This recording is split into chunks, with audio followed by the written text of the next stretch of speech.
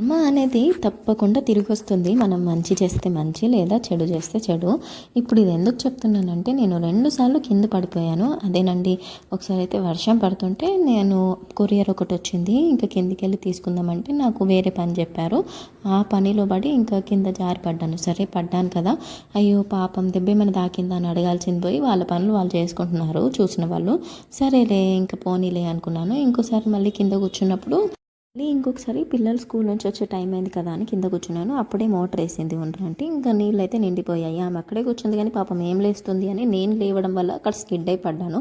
అప్పుడు కూడా చూసింది కానీ ఏం అనలేదు. అలా ఉంటుందన్నమాట ఈ మనుషులతో. సరే అని ఇంకా నా బర్త్డే రోజు కూడా నన్ను నేర్పించారు. ఇంకా అప్పటి నుంచి నేను మాట్లాడడమే మానేశాను. సాయంత్రం వెళ్ళి బజ్జీల షాప్ దగ్గర కూర్చుందంట. మీరు నా వీడియోస్ చూస్తే తెలుస్తుంది మీకు బజ్జీల షాప్ ఎక్కడుందో. అక్కడ కూర్చుంటే ఆయిల్ మరకలు ఉంటాయి కదా బజ్జీలు వేసే కాడ, ఆయిల్ మరకలు జారి పడిపోయింది. ఇంకా బాగుందా, నేను పడ్డదైనా నలుగురికే తెలుసు, నువ్వు పడ్డది 60 మందికి తెలుసు. అలా ఉంటుందన్నమాట, కర్మ ఎక్కడికి వెళ్ళదు. సో దీన్ని బట్టి మీకు ఏమర్థమైంది, మంచి చేయండి, మీకు మంచే తిరిగి వస్తుంది. మీకు రాకపోయినా మీ పిల్లలకైనా వస్తుంది కదా. సో మీరు ఎంతమంది ఇలా నమ్ముతారు? ఇంకా నిన్న నైటే చెప్పాను వాటర్ అయిపోయాయి అని మా వారికి. సరే అన్నారు కానీ ఇంకా మర్చిపోయినట్టున్నారు. ఇంకా ఇవాళ మార్నింగ్ పిల్లలకి వాటర్ బాటిల్స్లో వాటర్ పోసి ఇచ్చేసరికి ఇంకా బిందెలో వాటర్ కావాలి. ఇంకా నేను తినేటప్పటికి నాకు వాటర్ కావాలి కదా. సో అందుకనే పక్కన అక్క దగ్గర అయితే ఒక బాటిల్ తెచ్చుకున్నాను అనమాట అడిగి. సో ఇంకా మా వారు వచ్చిన తర్వాత వాటర్ తీసుకురమ్మనాలి, లేకపోతే ఇంకా అంతే.